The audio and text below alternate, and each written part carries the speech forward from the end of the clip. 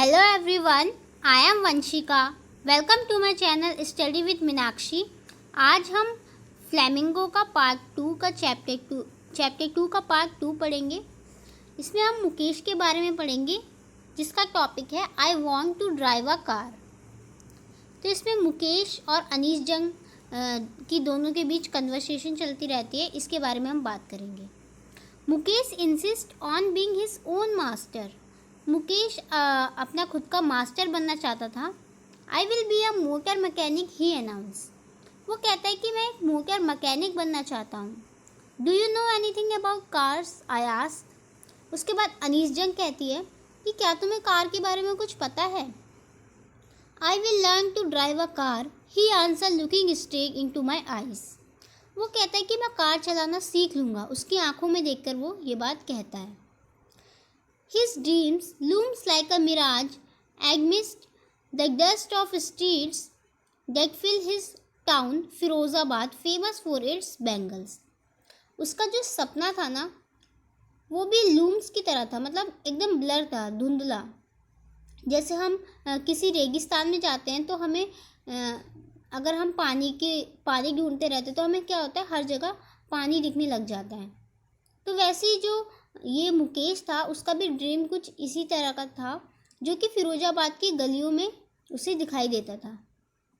और फिरोजाबाद जो कि एक बड़ा टाउन है, किसके लिए फेमस है, बैंगल्स के लिए। Every other family in Firozabad is engage in making bangles. मतलब उस फैमिली का हर एक मेंबर, जो फिरोजाबाद में जो जितने भी लोग रहते हैं, फैमिली के हर एक मेंबर को क्या आता था, बैंगल्स का काम आता था। बैंगल्स मतलब होती है चूड़ियाँ। It is the centre of India glass blowing industry. ये कौन सा, कहाँ का सेंटर था, ग्लास ब्लोइंग इंडस्ट्री, जहाँ पे जो ग्लास होता है उसे बनाया जाता है। Where family have spent generation working around furnace. यहाँ के जो लोग हैं इन्होंने अपना मतलब ये बनाते बनाते इन्होंने अपना पूरा जो ज़िंदगी है वो इसी में बिता दी, बैंगल्स को बनाते बनाते। इनके दादा परदादा जितनी भी इनकी जनरेशन्स थी सारी इस काम को करते करते इन्होंने, मतलब इनका काम ही यही है। वेल्डिंग ग्लास क्या होता है, जो जब हम ग्लास को मेल्ट कर देते हैं, पिघला देते हैं पूरी तरह से, उसके बाद making bangles for all women. उसके बाद वो बैंगल्स बनाते हैं जितने भी लोग यहाँ पे, जितनी भी वुमेन्स यहाँ पे रहती हैं उन सब के लिए। Mukesh family is among them. Mukesh की फैमिली भी इसमें थी। None of them know that it is illegal for children like him to work in the glass furnace with high temperatures. अब क्या कहा गया है कि मुकेश की जो फैमिली थी वो भी यही काम करती थी, और इनमें से किसी को भी ये नहीं पता था कि ये जो चिल्ड्रन से, अपने बच्चों से ये जो काम करवा रहे हैं इतने हाई टेम्परेचर में। डिग्नी सेल्स का मतलब क्या होता है, जहाँ बहुत ज़्यादा अंधेरा रहता है, मतलब ये ऐसे काम करवा रहे हैं, आग वाग का काम इनसे करवा रहे हैं, तो ये एक इलीगल है, मतलब गैर कानूनी है। अगर ये पुलिस को पता चल गया तो ये अरेस्ट भी हो सकते हैं। In dingy cell without air and light that the law, if enforced, could get him all those 20 children out of the hog furnace। और अगर के इन पे ये लॉ डाल दिया गया, अगर इन पे ये बात बता दी गई कि यहाँ पे ऐसे बहुत सारे लोग काम करते, तो इसमें करीबन 20,000 ऐसे बच्चे हैं जो यही काम करते हैं। Where they slog their day light hours. Slog का मतलब क्या होता है, हार्ड वर्क करना। तो ये अपने दिन के जितने भी घंटे होते हैं उसमें यही इतनी मेहनत वाला काम करते हैं। Often losing the brightness of their eyes.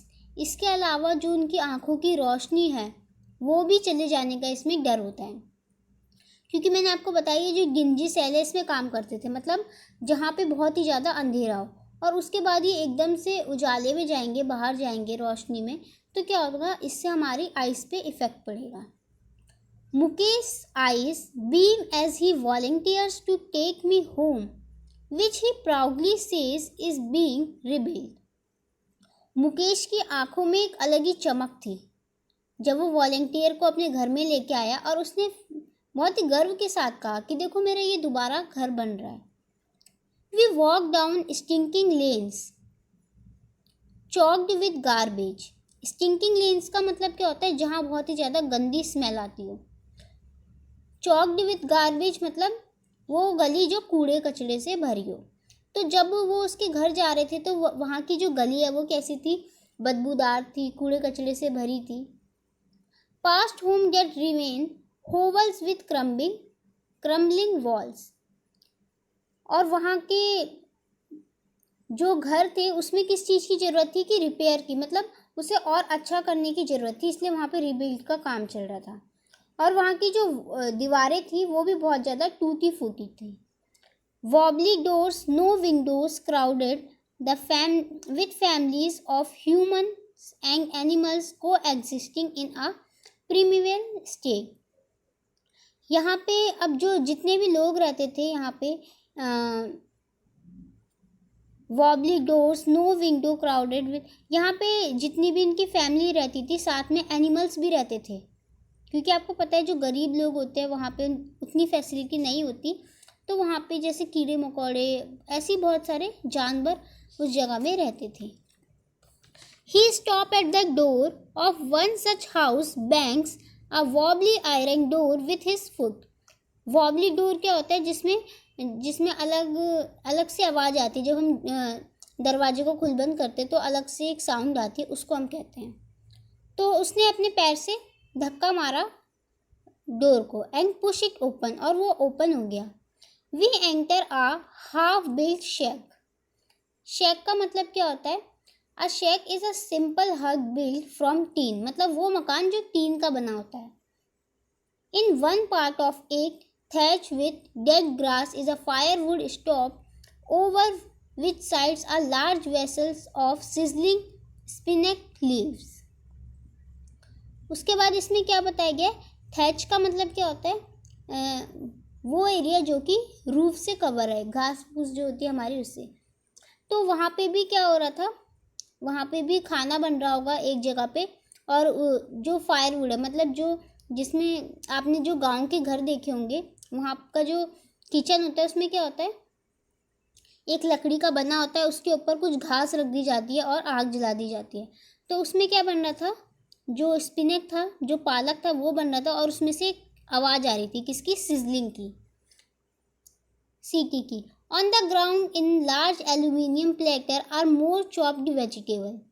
और वहाँ पे क्या पड़ी हुई थी, चॉप्ड वेजिटेबल, मतलब जो वेजिटेबल थी वो कटी पड़ी थी। A frail young women is cooking. Frail young women का मतलब क्या होता है, फ्रेल मतलब होता है जो बहुत ही ज़्यादा फिजिकली वीक हो। तो एक कमज़ोर सी औरत थी जो कि खाना बना रही थी। The evening meal for the whole family. शाम का खाना बना रही थी सभी लोगों के लिए। Through eyes fill with smoke she smiles. अब वो क्या कहती है, वो कहती है कि जो उसकी आँख थी वो पूरे धुएं, मतलब उसकी आँखों के सामने पूरा धुआं था और वो स्माइल कर रही थी। She is the wife of Mukesh elder brother. वो किसकी वाइफ थी, मुकेश के बड़े भाई की। Not much older in years she has begun to command respect as the bahu. वो हालांकि उम्र में ज़्यादा बड़ी नहीं थी, लेकिन उसे अभी से ही बहू का दर्जा मिल गया था। The doctor in law of the house already in charge of 3 men। और वो 3 लोगों का ध्यान रखती थी। कौन कौन से थे वो लोग, हस्बैंड उसके, मुकेश और मुकेश के father. When the older man enters, she gently withdraws behind the wall and brings her veil closer to her face। Well का मतलब क्या होता है, वेल का मतलब होता है पल्लू। तो जैसी जो उसके मुकेश के जो फादर होते हैं वो आते हैं, तो वो क्या होती है, एकदम से दीवार के पीछे छुप जाती है और अपना पल्लू जो होता है वो अपने मुंह तक कर लेती है। As custom demands daughter in law must veil their face for male elders. Custom का मतलब क्या होता है, ये एक ट्रेडिशन है, एक रीति रिवाज है कि अगर कोई भी बड़ा आता है, कोई भी मेल मेंबर, कोई भी आदमी घर में आता है तो उसके सामने क्या है, उसके सामने बहू को अपना फेस जो होता है वो पल्लू करना पड़ता है। जैसे आपने गांव में भी देखा होगा कि जब कोई बड़े बुजुर्ग आते हैं या फिर कोई आदमी आता है तो वहाँ की जो औरतें होती है वो पल्लू कर लेती है अपने मुंह में। In this case, the elder is impoverished bangle maker. इसके बाद इसमें क्या बोला गया है कि मुकेश के जो फादर थे वो भी बहुत ही ज़्यादा गरीब थे. Despite long years of hard labour, मतलब लंबे समय तक मजदूरी करने के बाद उन्होंने क्या किया, फर्स्ट एज अ टेलर, पहले वो क्या थे, एक टेलर थे, देन अ बैंगल मेकर, उसके बाद वो क्या है, एक बैंगल मेकर बन गए. He has failed to renovate a house, वो कहते हैं कि वो अभी तक अपने घर को उतना अच्छा नहीं बना पाए हैं. और send his two son to school, और वो अपने बच्चों को स्कूल भी नहीं भेज पाए. As he has managed to do is teach them what he knows, the art of making bangles. और उन्होंने अपने बच्चों को भी वही सिखाया जो वो जानते थे. क्या सिखाया कि बैंगल्स कैसे बनाए जाते हैं. It is his कर्म his destiny से मुकेश ग्रैंड मदर. अब मुकेश की जो ग्रैंड मदर होती है वो क्या बोलती है, यही हमारा कर्म है, यही हमारी मंजिल है, मतलब जो हम करते हैं वही हमें मिलता है, ऐसी कुछ बोला गया इसमें. Who has watched her own husband go blind with the dust from polishing the glass of bangles. अब जो मुकेश की जो मदर होती है वो क्या बोलती है, मुकेश की जो ग्रैंड मदर होती है वो क्या कहती है कि उन्होंने अपने पति की जो आंखों की रोशनी है वो खुद जाते हुए देखेगी, कैसे उनकी आंखों की रोशनी चली गई. क्योंकि जब वो डस्ट में काम करते हैं तो क्या होता है, इससे आंखों पे बहुत ही ज़्यादा इफ़ेक्ट पड़ता है. With the dust from polishing the glass, जब वो ग्लास को पॉलिश करते हैं और वहाँ पे इतनी धूल रहती है तो इससे क्या होता है, इससे हमारी आंखों पे बहुत ही ज़्यादा इफ़ेक्ट पड़ता है. Can a God give lineage ever be broken. जो ये चलता आ रहा है क्या इसे कोई रोक सकता है, मतलब जो चीज़ होनी है वो तो होगी, इसको हम रोक नहीं सकते. जैसे होता नहीं कि अगर कोई इंसान गरीब है तो भाई ये तो गरीब है, अब इसको कुछ कर नहीं सकते हम. लेकिन इसमें मतलब जो उनका थॉट था वो बहुत ही ज़्यादा गलत है. अगर हम चाहे तो हम कर सकते हैं किसी भी चीज़ को, because everything is possible. She implies born in the caste of bangle makers. वो कहते हैं कि भाई हमारा तो जन्म ही इसलिए हुआ है कि हम बैंगल्स को बना सकें, हम उस कास्ट से बिलोंग करते हैं. They have seen nothing but bangles in the house, in the yard, in every other house, every other yard, every street in Firozabad. वो कहते हैं कि अगर हम फिरोज़ाबाद में चले जाएं तो वहाँ का हर घर, हर यार्ड, जो बालकनी होती है, हर घर, हर यार्ड, क्या किसी भी घर में चले जाएं, हम किसी भी गली में चले जाएं तो वहाँ पे हर किसी को बैंगल बनाना आता है. Spiral of bangles. Spiral of bangles का मतलब क्या होता है, जो चूड़ी होती है उसका गुच्छा, उसमें अलग अलग कलर की बैंगल्स थी. Sunny gold, paddy green, royal blue, pink, purple, every colour born out of the 7 colors in the rainbow. Lie in the mounds in unkept yards. उसके बाद क्या कहते हैं कि ये जो यार्ड, अनकेप्ट यार्ड्स था, मतलब जो उनकी जो बालकनी थी उसमें बहुत ज़्यादा क्वांटिटी में ये सारी चीज़ें बैंगल्स रखी हुई थी. Are pile on 4 wheel hand carts. उसके बाद वो जिसमें जो सब्जी बेचते हैं वो भी एक बड़ा सा हैंग यार्ड होता है, उसमें वो 4 व्हील का जो हैंग कार्ड्स होता है उसी में रख के बेचते. तो उन्होंने जो चूड़ियाँ थी वो भी उसी में रखी. पुश बाय यंग मैन, और एक जो यंग मैन होता है वो उसे धक्का देते हुए गली गली में चला जाता है. शैंकी टाउन. शैंकी टाउन मतलब एक ऐसे टाउन में जो कि बहुत ही ज़्यादा गंदा है, जहाँ झुग्गी झोपड़ी है, ऐसा एरिया, वो होता है हमारा Shanky towns. And in dark hutments next to line flame of flickering oil lamps, sick boy and girl with their father and mother. उसके बाद हटमेंट्स का मतलब क्या होता है, जहाँ बहुत सारी झोपड़ी हो. तो वहाँ पे कुछ ऐसे बच्चे रहते थे जो लाइट होती है जो फ्लिकरिंग करती रहती है. अगर हम नॉर्मल बल्ब देखें तो वो फ्लिकरिंग नहीं करता, लेकिन जो लैंप होते हैं वो क्या होता है, फ्लिकरिंग करते हैं, मतलब खुल बंद उनमें होता रहता है. तो वहाँ पे जो बच्चे थे मतलब वो बैंगल मेकिंग का काम कर रहे थे उसी रोशनी में। वहाँ पे उनके मम्मी पापा दोनों थे। Welding piece of colour glass into circle of bangles, their eyes are more adjusted to the dark than to the light outside. अब वो यही बताने की कोशिश कर रहे हैं कि एक तरफ तो वो बहुत ज़्यादा डार्कनेस में काम करते हैं, मतलब जहाँ पे क्या होता है बहुत ही ज़्यादा अंधेरा होता है, लेकिन जब वो बाहर जाते हैं तो बहुत ही ज़्यादा रोशनी होती है। तो इस एक यही कारण है, that is why often end up losing their eyesight. यही कारण है कि वहाँ के जो जितने भी बच्चे हैं वो बड़े होने से पहले ही अपनी आँखों की रोशनी खो देते हैं। अब हम इसमें एक लड़की की बात करेंगे जिसका नाम है Savita.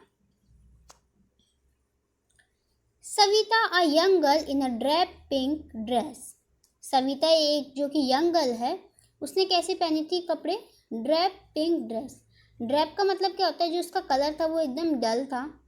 Seat alongside an elderly women, वो एक औरत के बगल में बैठी हुई थी।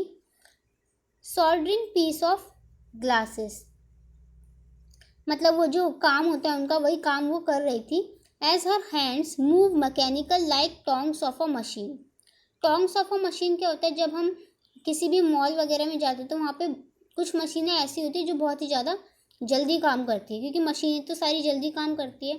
तो वो जो थी उसका जो कंपेयर है वो उस मशीन के साथ किया गया है कि मतलब वो जो लड़की है वो इतनी जल्दी जल्दी काम कर रही है जैसे कि एक मशीन काम करती है। I wonder if she know the sanctity of the bangles. वो कहती है कि उसे ये पता है कि ये जो बैंगल्स है वो क्या रिप्रेजेंट करती है, इसकी क्या वैल्यू है। शी हेल्प मेक एक सिंबलाइज एन इंडियन वुमेन सुहाग। तो तब वो बताती है कि ये जो बैंगल्स है ये भारतीय महिलाओं का एक सुहाग की निशानी है। Bangles. Auspiciousness in marriage. Auspiciousness का मतलब क्या होता है? कैरेक्टर बाय सक्सेस, मतलब ये एक सक्सेस को हमारी शो करती है। जो वुमेन औरत है उसकी एक सक्सेस को दिखाती है कि भाई ये एक सक्सेसफुल मैरिज गर्ल है, मैरिज वुमेन है, एक शादीशुदा वुमेन है।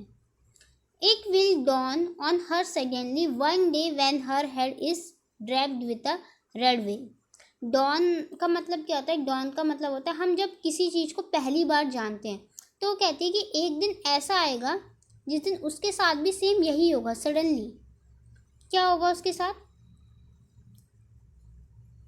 Head is draped with a red well, मतलब जब उसका वो भी घूंघट से कवर होगी, घूंघट उसने रखा होगा, उसके हाथ में मेहंदी लगी होगी रेड कलर की चूड़ियाँ होगी उसके हाथ में। She will become a bride, और वो भी एक ब्राइड की तरह दिखेगी, दुल्हन की तरह दिखेगी। Like the old women beside her who became one many years ago, जैसे कि वो बूढ़ी औरत कुछ साल पहले दिखती थी। She still has bangles on her wrist. उसने भी देखो बहुत साल पहले हाथ मतलब बैंगल्स पहनी थी और अभी भी पहनती है। But no light in her eyes, लेकिन उसकी आँखों में वो खुशी नहीं थी, वो एक चमक नहीं थी जो कि एक मैरिज वुमेन को रिप्रेजेंट करती है। एक वक्त शेर भर खाना भी नहीं खाया। वो कहती है कि भाई उसे एक टाइम का खाना भी अच्छे से नहीं मिलता। She says in a voice drain of Joy, मतलब जब वो ये बात बोलती है ना तो उसकी बातों में बिल्कुल भी खुशी नहीं होती, बहुत ही ज़्यादा उदास होकर वो ये बात बोलती है। She has not enjoy even one full meal in her entire life time. वो कहती है मैंने एक टाइम का भी भोजन पूरा अच्छे से नहीं खाया है। डेल्स वॉज शी वॉज रेप, और उसने मतलब वो जो बैंगल का काम करती है उसे काम करके भी क्या मिला? उसे यही मिला कि वो एक टाइम का भोजन भी नहीं खा पा रही। Her husband and old man with a flowing beard says I know nothing except bangles. उसका जो आदमी होता है उसकी बियर्ड होती है, दाढ़ी होती है, और वो क्या कहता है? वो कहता है आई नो नथिंग एक्सेप्ट बैंगल्स, मतलब उसने बैंगल्स के अलावा और कुछ देखा ही नहीं। All I have done is making a house for the family to live in. बस उसने अगर कुछ करा है तो बस एक ही चीज़ करी है कि उसने अपनी फैमिली के लिए रहने के लिए घर बना दिया है। Hearing him one wonder if he has achieve what many fail in their lifetime। तो मतलब वो सुन के क्या कहती है, वो कहती है कि तुमने ये चीज़ अचीव कर ली, लेकिन आज के टाइम पे भी इसे अचीव करना बहुत ही ज़्यादा मुश्किल है, क्योंकि बहुत सारे ऐसे लोग हैं जो कि अभी तक इस चीज़ को अचीव नहीं कर पाए। क्या चीज़ अचीव नहीं कर पाए?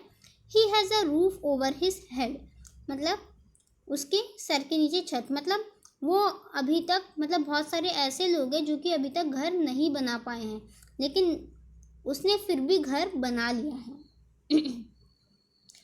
The cry of not having money to do anything except carry on the business of making bangles.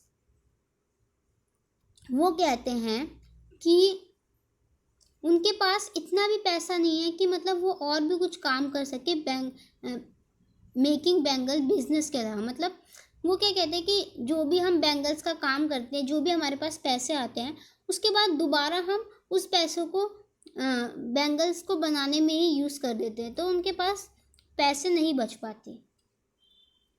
Not even enough to eat rings in every home, मतलब खाने पीने के लिए भी मतलब कमी पड़ जाती है। The young man echo the lament. Lament का मतलब क्या होता है? लैमेंट का मतलब इसमें ये बताया गया है कि कंप्लेन करना। तो जो यंग मैन होते हैं वहाँ के, वो भी यही कंप्लेन करते हैं, उनकी भी यही कंप्लेन रहती है। Little has move with time, मतलब कि यहाँ पे कुछ भी नहीं बदला। It seems in Firozabad year of mind numbing toll have kill all initiative ability of dream. और वो कहते हैं कि यहाँ पे मतलब यहाँ पे जो लोग सपने देखते हैं वो उनके पूरे नहीं हो पाते, क्योंकि ये अपने आप को समझते हैं कि भाई जो इनका जो काम है ये बस बैंगल्स मेकिंग ही है और इससे ज़्यादा कुछ नहीं। उसके बाद why not organise yourself into a cooperative. Cooperative का मतलब क्या होता है? जैसे सबके अलग अलग ऑर्गेनाइजेशन होती है, जैसे लेबर्स के जितने भी लेबर्स है वो एक तरफ। तो यहाँ पे अनीश जंग भी यही कहती है कि तुम अपना एक और संगठन क्यों नहीं बना लेते, मतलब जिसमें जो बैंगल्स मेकिंग है इसमें बस यही लोग रहे। Ask a group of young man who have fallen into a vicious circle of middle man. वो कहते हैं कि तुम अपने ग्रुप सर्कल बनाओ जिसमें तुम लोग ही रहो जो बैंगल्स बनाते हैं। Who trap their father and four father, जो तुम्हें अपने पिता और दादा बुजुर्ग से मिला है। Even if we get organise we are ones who will be hauled up by the police. उसके बाद वो क्या कहते हैं कि अगर हमने कोई ऑर्गेनाइजेशन बना भी ली, अगर हमने कुछ कर भी लिया, तो क्या जो पुलिस है वो हमें ये काम करने देगी? वो तो हमें भाई फोर्स करेगी, हमें मारेगी और जेल के अंदर बंद कर देगी, बोलेगी ये इलीगल है। There is no leader among them, no one who could help them see things differently. वो कहते हैं कि तुम्हारे मतलब इधर कोई लीडर नहीं है जो कि तुम्हारी मदद कर सके कि तुम्हें क्या करना चाहिए। Their father are as tired as they are, they talk endlessly in a spiral that move from poverty apathy greed. मतलब उनका जो बात का जो टॉपिक होता है, मतलब जिस बारे में वो बातें करते हैं, वो या तो गरीबी होता है या फिर होता है कि लालच होता है या फिर इनजस्टिस, जब उन्हें न्याय नहीं मिलता। Listening to them I see two distinct word, one of the family caught of web in poverty burden. And next क्या होता है? नेक्स्ट होता है by the stigma of caste. Stigma क्या होता है? मतलब एक कलंक। पहला तो देखो ये लोग गरीब हैं, और दूसरी बात कि ये जिस कास्ट से बिलोंग करते हैं इनका काम ही वही है। which they were born in the other a vicious circle of sahukars, the middlemen of police, the keepers of law, the bureaucrats and the politician। इसमें वो क्या कहते हैं कि कुछ ऐसे अमीर लोग होते हैं जैसे साहूकार, पुलिसमैन, ब्यूरोक्रेट और हमारे जो पॉलिटिशियन होते हैं। Together they have impose the the baggage on the child that he can not put down. मतलब जो उनके दादा परदादा है, मतलब वो उनके ऊपर एक ऐसा बोझ छोड़ के चले गए जिसे अब वो नीचे नहीं रख सकते। अगर हम कहते हैं ना कि जैसे हमारे जो फादर हैं वो गरीब हैं, तो जो आने वाला बच्चा होगा वो कहता है कि गरीब ही होंगे, क्योंकि उनके फादर उनके लिए कुछ करके नहीं गए, तो मतलब आगे वो क्या करेंगे। बट ही इज़ अवेयर, लेकिन वो जागरूक थे। He accept it as naturally as his father, और उन्होंने इस चीज़ को माना कि ये चीज़ उन्हें उनके फादर से मिली है। To do anything else would mean to dare, और वहाँ पे कोई इतनी हिम्मत ही नहीं करता था कि वो कुछ और आगे कुछ काम कर सके इससे हट के।